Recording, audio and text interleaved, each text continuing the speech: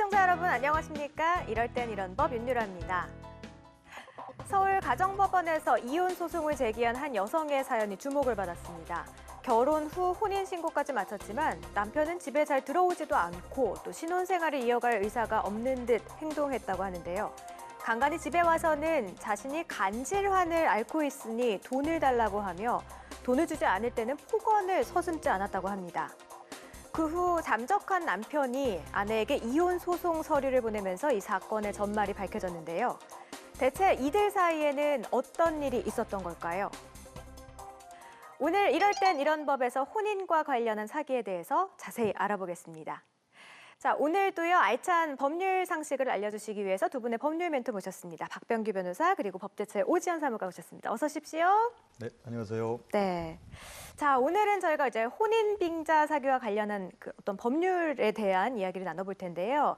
저는 사실 이럴 땐 이런 법에서 이제 다양한 법률 이야기 나누잖아요. 근데 오늘 같은 이야기 나눌 때 가장 부글부글 속이 끓습니다. 네. 왜냐하면 이 결혼이라는 게 사실 인륜지대사고 순수한 어떤 사랑의 감정을 이용해서 사기를 친다는 거잖아요. 얼마나 가슴 아파요.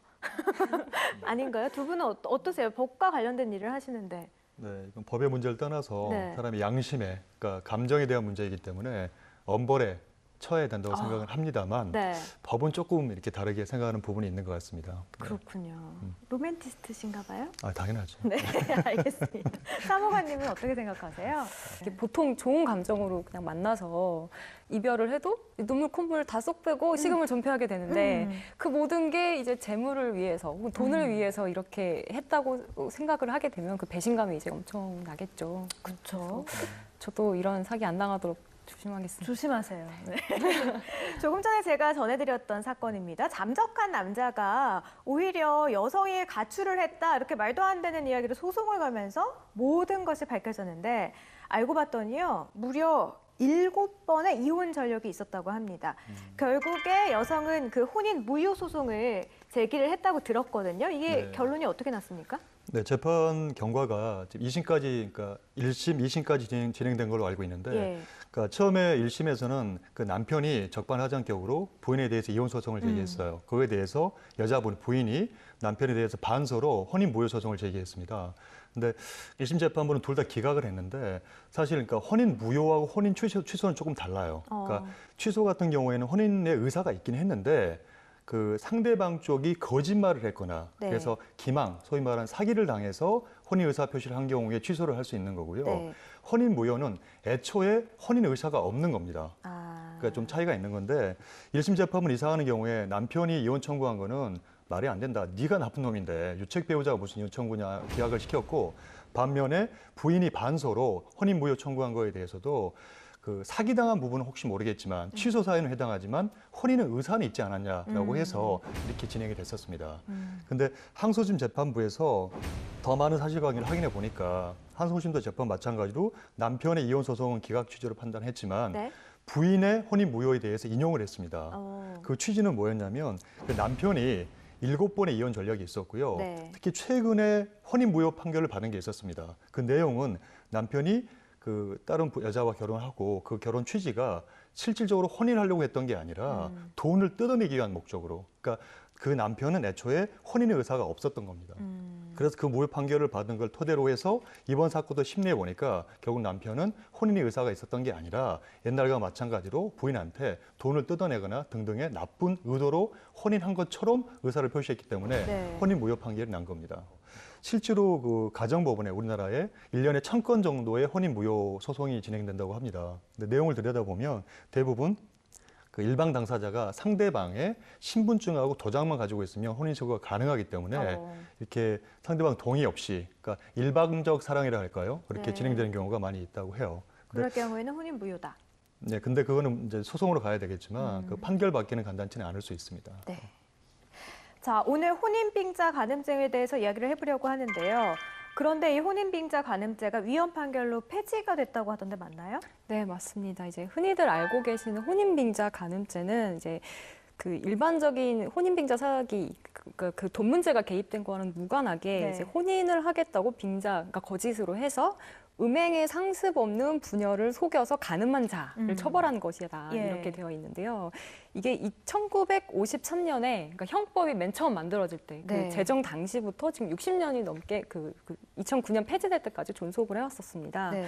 그런데 폐지가 되기 전까지 한 차례 개정이 있었는데요. 그 내용이 이제 현재는 이런 죄를 범한 자는 2년 이하의 징역 또는 500만 원 이하의 벌금에 처한다고 돼 있었는데 이 벌금 액수가 원래 25,000환이었던 거를 이제 500만 원으로 바꾸는 거. 그거 사실은 개정이 거의 없이 그냥 53년 이후에 만들어진 이후로 이제 계속 유지되어 왔었다고 볼 수 있는 거죠. 네. 그런데 이 2009년에 이제 헌법재판소에서 위헌 판결을 내렸고 그 위헌 판결에서 내린 그 논거가 여러 가지가 있는데 좀 재밌는 거를 2가지 정도로 소개해드리면 네. 이제 첫 번째는 혼전 성관계를 위한 구애에는 그 속성상 과장이 수반될 수밖에 없다. 과장이요? 예, 과장이 수반될 수밖에 없어서 통상적 유도 행위는 이제 처벌할 이유가 없다라고 이렇게 판결문에 돼 있고 그리고 이제 사실 가장 중요하게는 남성 우월적인 정조관념을 이제 강조하는 것이고 이것이 가부장적이고 도덕주의적인 성 이데올로기를 강요해서 여성의 존엄성을 좀 해치는 것이다. 이런 식으로 좀 논거를 들고 있습니다. 그렇군요. 그리고 또 다른 흥미로운 사건이 있습니다. 결혼을 미끼로 여자친구에게 수천만 원의 빚을 지게 만든 한 남성이 있었는데요. 결국에 22살의 여자친구는 많은 돈을 갚지 못해서 죽음을 선택하고 맙니다. 근데 정말 충격적인 게 그 돈을요, 모두 다 도박에 썼다는 사실이 알려지면서 사람들을 더욱 분노하게 만들었는데요. 여기서 좀 2가지 어떤 것을 좀 짚어봐야 할 것 같습니다. 첫 번째는 금융권 대출의 연대보증을 서게했고, 2번째는 원룸 보증금이랑 여자친구의 월급을 가로챘다고 합니다. 근데 여자친구가 계속 죽음을 암시했다고 해요, 남자친구한테. 그럼에도 불구하고 계속 또 거듭 돈을 요구하면서 악랄하게 굴었다고 하는데 이 경우에 처벌을 진짜 크게 받아야 하지 않을까라는 생각이 들거든요. 네, 일단 이 케이스처럼 결혼을 미끼로 상대한테 이제 돈을 뜯어낸 경우에는 형법상 사기죄로 이제 처벌받을 수가 있습니다. 네. 사기죄라고 하는 것은 사람을 기망해서, 그러니까 속여서 재물을 교부받거나 재산상의 이익을 취득한 죄를 말하는 것인데요. 네. 이렇게 사기죄에 해당이 되게 되면 10년 이하의 징역이나 2천만 원 이하의 벌금에 처해질 수가 있습니다. 그렇군요. 단순히 이거를 사기죄로만 처벌을 내린다면 조금 너무 많이 억울할 것 같은데 여기서 뭐 좀 더 추가로 어떻게 좀 처벌을 내릴 수 있는 그런 거 없을까요? 추가로 그러니까 그 여자친구가 너무 힘들어서 결국 자살까지 갔고 네. 자살을 갖다가 암시하는 말을 많이 했다고 했지 않습니까? 네. 그러면 뭐 가능할 수 있는 게 형법상 자살 방조죄가 가능할 수 있습니다. 아. 네. 근데 성립이 쉽게 되는 건 아니지만 그 여러 가지 통해서 입증이 되면 가능할 수 있고요. 네. 자살 방조죄의 경우에는 1년 이상 10년 이하의 징역이기 때문에 상당히 강한 형이 가능하고요. 네. 또 나가서 위기에 의한 살인죄도 검토해 볼 수가 있습니다. 아. 이게 성립한다면 사형, 무기 또는 5년 이하의 징역, 그러니까 거의 그 살인죄하고 같은 형량을 가지고 있기 때문에 네. 혹 성립한다고 하면 중환형으로 처벌할 수 있겠죠. 그렇죠. 재질이 굉장히 나쁜 거죠. 그런데 위계 살인죄는 쉽지 않을 것 같고요. 자살 방조죄는 혹시 성립할 여지가 있을 것 같습니다. 그렇군요. 사실 저는 뭔가 배우자의 거짓말 이런 얘기 나오면 영화 하차라고 하차 다들 보셨나요? 네, 봤습니다. 거기에서 이제 김민희 씨가 모든 게 이제 거짓으로 나오잖아요. 뭐 이름뿐만이 아니라 뭐 학력이라든가 뭐 주소, 그러니까 모든 게 다 거짓말로 나오는데 이럴 경우에는 좀 처벌이 어때요? 혼인 전과 후 처벌이 좀 달라질까요? 저는 이게 궁금한데 혼인 신고 전에 배우자의 거짓 사항을 알게 됐습니다. 어떻습니까? 그러니까 신고 전에 거짓말을 했다고 해서 형법상 처벌할 수는 없고요. 민사상으로도 원칙적으로 좀 뭐 배상 책임 묻긴 좀 어렵습니다. 근데 혹시 약혼을 했다고 하면 약혼은 계약 관계이기 때문에 그 약혼 자체에 기해서 그러니까 거짓말로 약혼했다고 하면 약혼 계약을 해지할 수 있고 나가서 그에 대해서 피해를 입었다고 하면 손해배상을 청구할 수는 있지만 네. 형사처벌은 불가능합니다. 네. 그렇군요. 자, 그러면은 혼인 신고 후에 몇 년간 같이 살고 있었는데 그러다가 배우자의 거짓 사항을 알게 됐다. 이 경우 네. 처벌되지 않을까요? 혼인 신고 후 살다가 몇 년 살다가 이제 거짓말인 알게 된 경우에도 원칙적으로는 그 형법상은 처벌할 수 없습니다. 단 민사상으로는 일종의 사기 결혼이기 때문에 혼인 취소를 할 수가 있어요. 네. 판례를 한번 본다고 하면 예. 그 혼인 취소 사유로 들고 있는 경우에 대학교를 졸업하고 회사에 근무하는 것으로 거짓말을 했어요. 네. 근데 알고 보니까 고등학교 졸업하고 미용실에서 일을 하고 있었습니다. 이 경우에 혼인 취소를 인정했고요. 그러니까 월세인 신혼집을 전세로 거짓말했어요. 네. 이 정도에 이르렀을 때 사기 결혼이라 해서 혼인 취소를 인정해 줍니다. 그렇군요. 자, 오늘 저희가 이제 혼인과 관련한 사기 법률에 대해서 알아보는데요. 두 분은 혹시 지인 중에 결혼 정보 업체를 통해서 뭐 결혼하신 분 계신가요? 네, 있긴 합니다. 네. 왜 이렇게 더듬으시죠? 네, 많지는 않은데 주변에 있어서 저는 아닙니다. 아, 그렇군요. 눈빛이 네. 저는 아닙니다. 어떻게 생각하세요? 이런 결혼 정보 업체를 통해서 결혼하는 거. 그래서 저희 주변에 아무래도 정보업체 통해서 이렇게 그 선을 본 친구들 굉장히 많이 있는데 예. 실제로 결혼까지 가는 경우는 많지 않은 것 같아요. 아, 그렇군요. 우리 사무관님께서는 결혼 정년기라고 해도 되나요?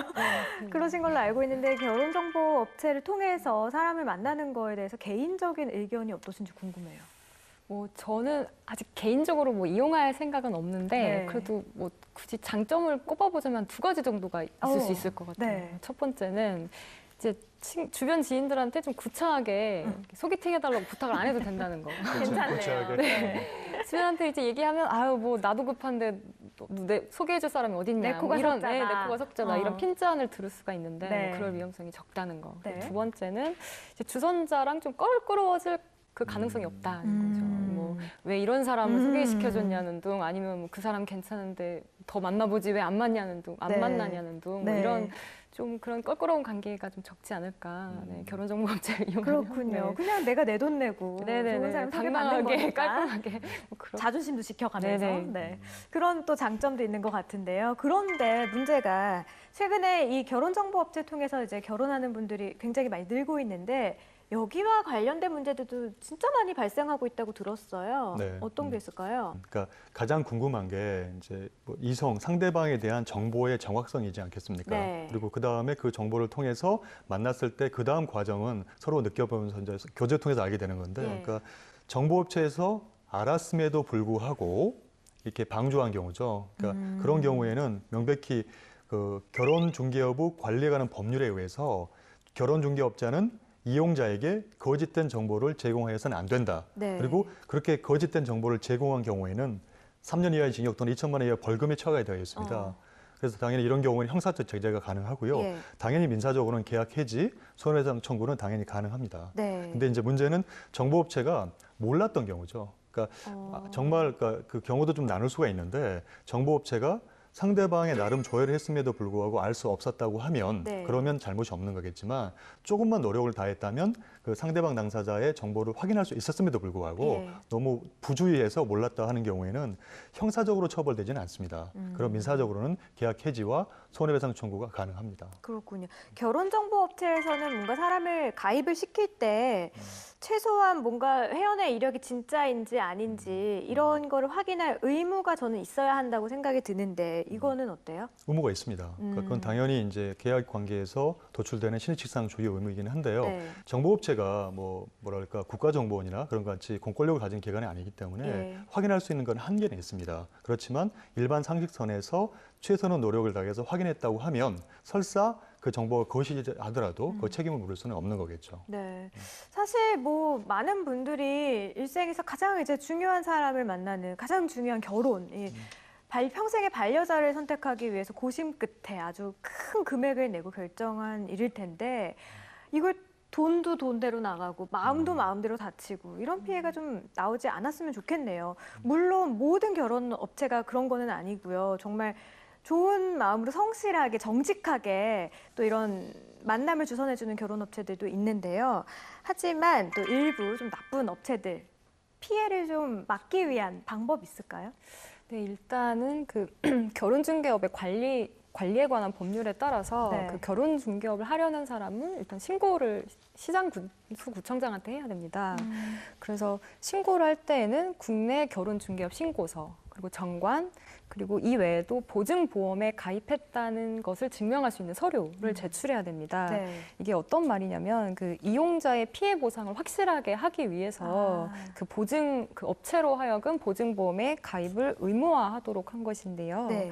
그래서 그 이용자가 손해를 입었을 때 손해배상을 청구했는데도 업체가 배상을 해주지 않으면 그 이용자는 보증보험금의 지급을 청구를 해서 그 손해를 배상받을 수가 있습니다. 네.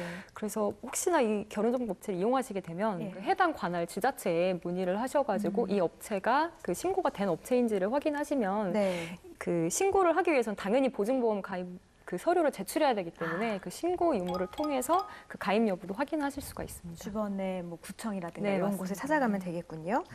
자, 그리고 오늘 국제 결혼에 관련된 이야기도 좀 나눠볼게요. 여기에 관련된 문제들이 진짜 많은데 어떤 분은요, 국제 결혼을 위해서 2천만 원 이상의 돈을 썼고요. 외국에서 결혼도 하고 국내로 이제 입국을 했습니다. 그런데 어느 날 여성이 갑자기 와이프가 집을 나간 거예요.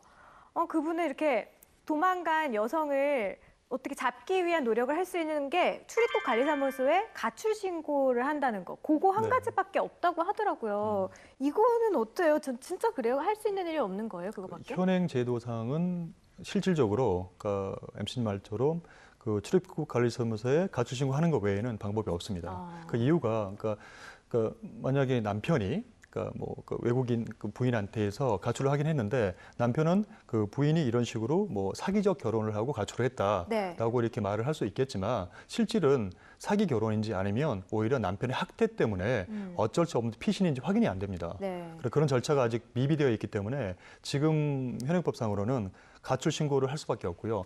가출 신고를 하면 이후에 이제 그 비자 연장, 체류 규정 연장을 통해서 그 상대방 여성이 그 출입국 관리사무소를 방문할 때 그때 이제 조사가 가능할 수밖에 없습니다. 그렇군요. 뭐 협조를 안 해주면은 다시 돌려받기는 좀 어렵다는 말씀이신데 그럼 국제 사기 결혼의 피해를 좀 줄이기 위한 방법 있을 것 같아요. 네, 그 외국 걸 보면 대만 같은 경우에는 네. 이런 경우에 예비 심사 제도가 있는데, 그러니까 기본적인 질문, 심도 있는 질문 등 100여 개의 질문을 통해서 그 예비 심사를 한다고 합니다. 근데 우리나라는 아직까지 형식적 확인밖에 안 되기 때문에 문제가 있고요. 그래서 예비 심사 제도의 도입이 필요하다는 입법론이 있고요. 특히 악의적인 가출이 확인되는 경우 그 절차를 만들어야 되겠죠. 예. 그러니까 단순히 한국인에 있는 배우자의 진술만 갖고는 안 되고요. 객관적인 증거를 통해서 그 상대방이 악의적으로 가출하는 게 입증되는 절차를 만든다고 하면 그것 통해서 체류 자격을 취소하는 그런 강제 퇴거할 수 있는 그런 입법을 만들어야 될 것 같고요. 네. 나아가서 이혼 소송 같은 경우에 특히 외국의 경우에는 상당히 오랜 시간이 걸립니다. 어차피 출석을 안 하기 때문에 공시송달로 진행이 되는데 일반 내국인 간의 공시송달은 6개월 정도면 끝날 수 있는데 외국인의 경우에는 1년 반 정도의 오랜 시간이 걸립니다. 네. 그래서 이런 경우에는 행정규칙 등을 통해서 외국인 상대의 이런 소송은 공시송달 기간을 좀 짧게 해서 이렇게 법적 해결을 줄 수 있는 그런 절차가 필요할 것 같습니다. 네, 이렇게 해서 국제 결혼과 관련한 사기까지 알아봤는데요. 이런 경우도 있을 것 같아요. 예를 들면 예비부부가 있습니다. 장인어른 건강이 좋지 않아서 사위될 사람이 장기를 기증을 한 거예요. 그런데 이 두 사람이 결국에는 헤어지게 되고 5년이 지난 어느 날 여자 앞으로 소송장이 날아옵니다. 남자가요 8천만 원을 내놔라 이렇게 소송을 제기한 거죠. 사실 성인이고 분명히 장기를 기증한 건 본인의 선택이었을 텐데 뭐 저희의 정확한 사실은 잘 모르겠지만 나중에 결혼할 줄 알고 장기를 기증했는데 이게 무산이 됐으니까 이에 대한 위자료를 지불해달라라고 한 거죠. 네. 이거는 어떻게 될까요? 그 사실관계를 조금 더 들어가 봐야 되겠지만, 네. 그러니까 그 당시에는 서로 좋아했고, 네. 그리고 자기 자유의사에 의해서 장기를 기증했고, 근데 그 이후에 서로 사이가 나빠져서 결혼을 못했다고 하면 그거에 대해서 민사상 책임을 물을 수는 없을 것 같아요. 근데 혹시 네. 그 당시에 여자분이 결혼할 생각이 없었음에도 불구하고 자기 아버지를 살리기 위해서 이런 행위를 했다고 하면 당연히 민사상 손해배상 청구도 가능할 뿐만 아니라 나가서 형사상 문제도 가능할 수 있다고 생각합니다. 그렇군요. 이것도 뭔가 혼인빙자 사기와 관련이 되는 거겠군요. 그렇긴 한데 정리하자면 이 경우도 그렇고, 그러니까 결국은 이제 그 여자 쪽에서 정말 그런 마음을 가지고 했다 하더라도 이제 이걸 형사적으로 문제시키고 민사상 배상 책임을 받으려고 하면 그때 그 당시에 여자가 정말 혼인할 의사가 없이 장기 적출 목적으로 이런 말도 안 되는 짓을 했다는 걸 입증을 해야 되는데 네. 간단치 않을 것 같아요. 실제 소송에 들어가면 여자는 당연히 실제는 그런 마음이었다 하더라도 그러지 않았다, 사랑했다. 근데 그 이후로 이렇게 말을 번복하면 실제로 소송에서는 변호사 입장에서는 승소하기 쉽지 않은 사례이지 않을까 싶습니다. 알겠습니다. 네, 여러분은 사랑하는 마음을 이용한 사기에 대해서 어떻게 생각하십니까? 물리적인 손해뿐만이 아니라 마음의 상처까지 안겨주는 혼인 사기에 관련된 이야기 오늘 나눠봤는데요. 사랑하는 사람조차 의심해야 하는 세상이라는 사실이 왠지 슬프게도 느껴집니다.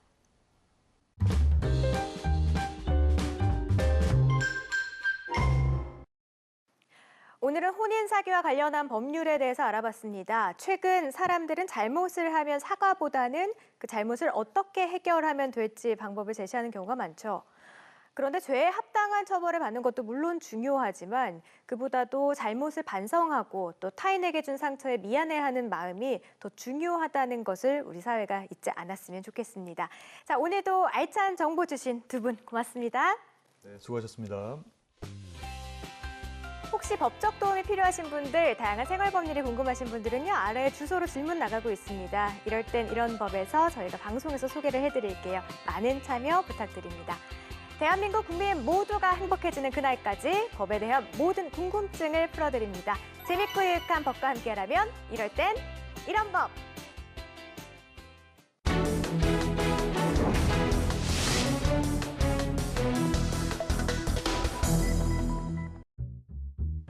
동네의 소문난 맛집으로 손꼽히는 양심남 씨의 가게. 점심에는 직장인들을 위한 맛있는 백반을, 저녁에는 직장인들의 고된 하루를 달래주기 위한 술과 안주를 판매하고 있습니다.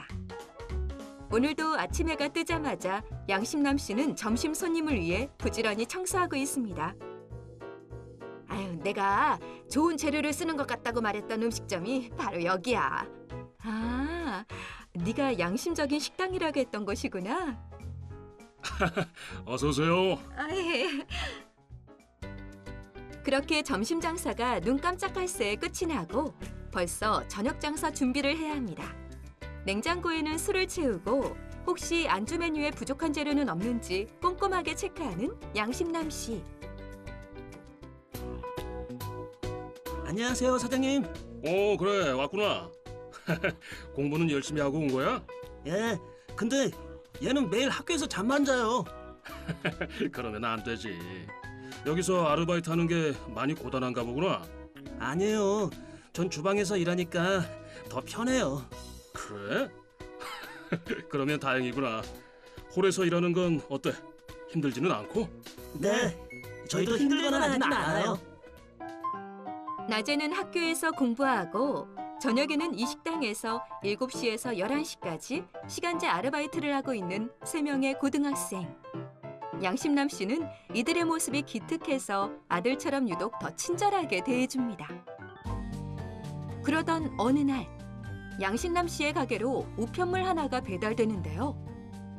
청소년 고용금지업소에서 청소년을 고용하였으므로 해당 청소년 3명 고용에 대한 과징금을 부과합니다. 우리 가게는 엄연히 일반 음식점인데 청소년 고용 금지 업소라니? 양심남 씨는 일반 음식점에서 서빙과 주방 보조를 시켰을 뿐인데 아르바이트 3명에 대해 과징금을 내는 것은 부당하다고 주장하는데요. 정말 양심남 씨는 과징금을 납부해야 하는 걸까요? 1번, 저녁 시간에 술을 판매한다고는 하지만 일반 음식점으로 허가받았으므로 과징금을 내지 않아도 된다. 2번, 아무리 일반 음식점이라도 저녁 때는 주류 판매가 이루어지고 있으므로 서빙을 했던 2명의 청소년 고용에 대한 과징금을 부과해야 한다. 3번, 일반 음식점이지만 주류를 판매했으니 청소년 고용금지업소는 합당하고 해당 식당 자체가 청소년 고용금지업소에 해당하기 때문에 수행의 업무 성격과는 무관하게 3명의 청소년 고용에 대한 과징금을 납부해야 한다. 정답은 3번. 해당 식당 자체가 청소년 고용금지 업소에 해당하기 때문에 업무 수행의 성격과는 무관하게 3명의 청소년 고용에 대한 과징금을 납부해야 한다입니다. 식품위생법은 일반 음식점 영업을 음식류를 조리, 판매하는 영업으로서 식사와 함께 부수적으로 음주 행위가 허용되는 영업이라고 규정하고 있지만 청소년 보호법은 실제로 이루어지고 있는 영업 행위를 기준으로 하도록 규정하고 있으므로 주간에는 주로 음식류를 조리, 판매하고 야간에는 주로 주류를 조리, 판매하는 일반 음식점의 형태를 취하고 있다 하더라도 음식류의 조리, 판매보다는 주로 주류를 조리, 판매하는 야간의 영업 형태에 있어서는 그 업소는 청소년 보호법의 입법 취지에 비추어 볼 때 청소년 고용 금지 업소에 해당한다고 보입니다. 따라서 이 사례의 식당은 그 명칭이나 식품위생법상 일반 음식점이라는 사실 등에도 불구하고 청소년들이 근무하는 시간대에 주로 주류가 판매되므로 청소년 고용금지 업소에 해당하고 주방에서만 근무했던 1명의 청소년까지 모두 포함해서 3명의 청소년 모두에 대해서 과징금이 부과될 것으로 판단됩니다.